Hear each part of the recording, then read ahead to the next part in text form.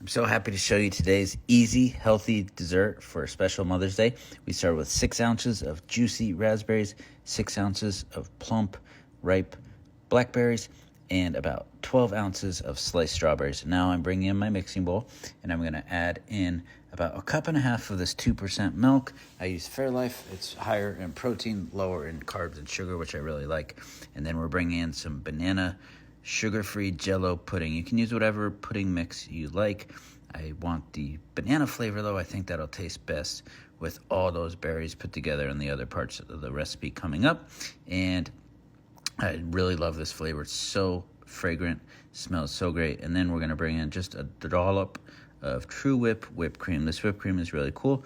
As opposed to some of the other whipped creams on the market, it has no hydrogenated oil in it, which is healthier for us, but still tastes fantastic like whipped cream should and typically does, right?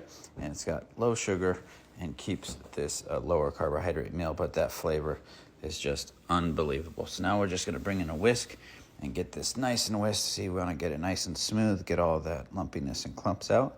And it's looking perfect, firming up. Now I need to grab those berries, bring them back in here, and then I'm gonna get my spatula here, and let's get this poured over top, all over top of those beautiful berries.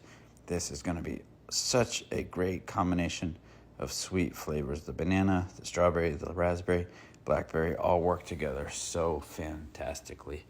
I'm working hard here trying to get every last bit out of that bowl. I do not want to waste any of this tasty, tasty banana pudding. Okay, put that aside. Now let's get this all nice and mixed up really well.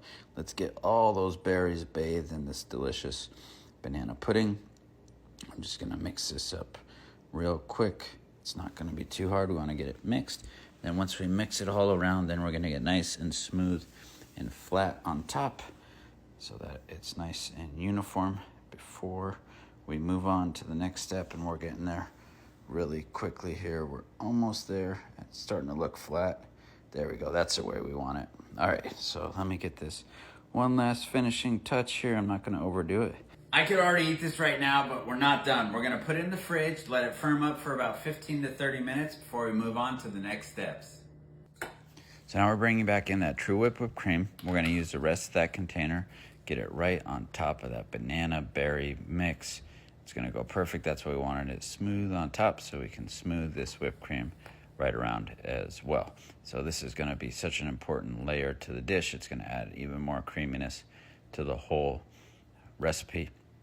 Now we're bringing in some chopped walnuts. These are unsalted. You can use salted too if you want, but these walnuts are going to go so well with those berries and with that banana flavored pudding. Think about it, when you have your banana bread, it always pretty much has those walnuts in it, so we're going to have that same awesome flavor combination here as well with the walnuts and the pudding and the berries as well.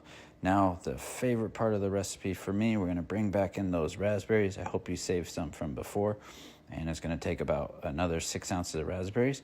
We're just going to get a little artsy here, and we're going to take those raspberries and do a little heart there, and then we're going to bring in some sliced strawberries and very carefully put those sliced strawberries right around and in a nice heart shape, just to express a little bit more love, fondness for those special mothers. Look at that, perfect.